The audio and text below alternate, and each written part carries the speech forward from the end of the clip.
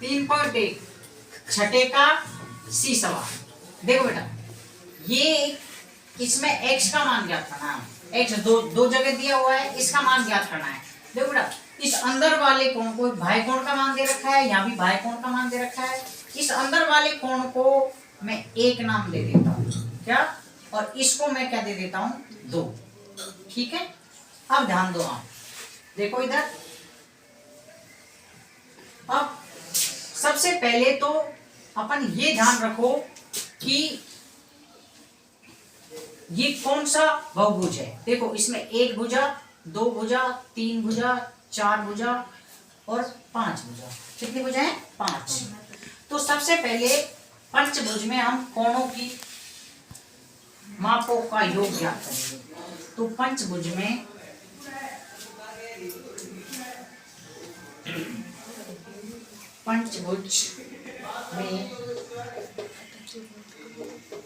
कोणों की मापों का योग क्या होता है भाई? सूत्र n-2 इंटू 180 ये होता है बस। n-2 into 180। देखो बेटा, सबसे पहले n कितनी है? 5 है, पंचभुज है, तो 5 - 2 इंटू 180।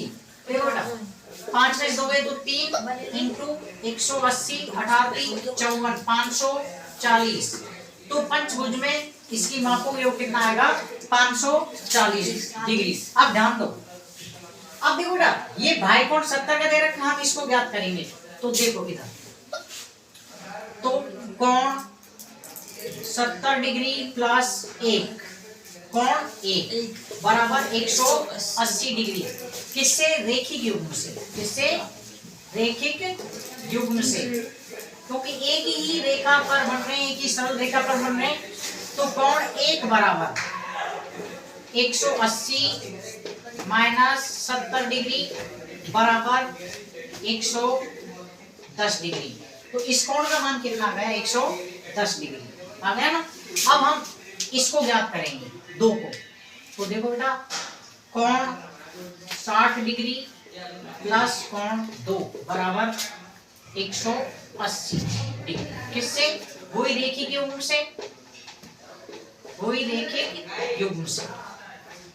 अब देखो बेटा, कोण 2 बराबर 180 माइनस 60 बराबर 120 डिग्री।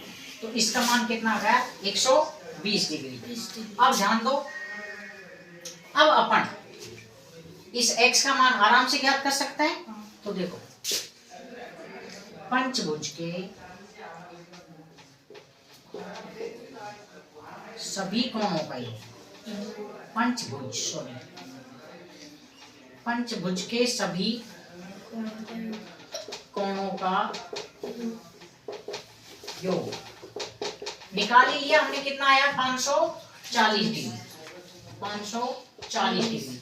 अब देखो, अब हमें सब कोणों की मापों का पता है। तो देखो, ये कोण 1 कितना आया था? 110 डिग्री। तो 110 डिग्री प्लस 2 का मान 120 डिग्री आया था, plus x degree plus 30 degree plus x बराबर 540। अब ध्यान दो बेटा, इन सबको जोड़ लेंगे तो 0 0 का 0, 3 2 5 और 1 6, 1 2 260। तो 260 डिग्री प्लस x बराबर 540। अब देखो x का मान निकालेंगे तो x बराबर 500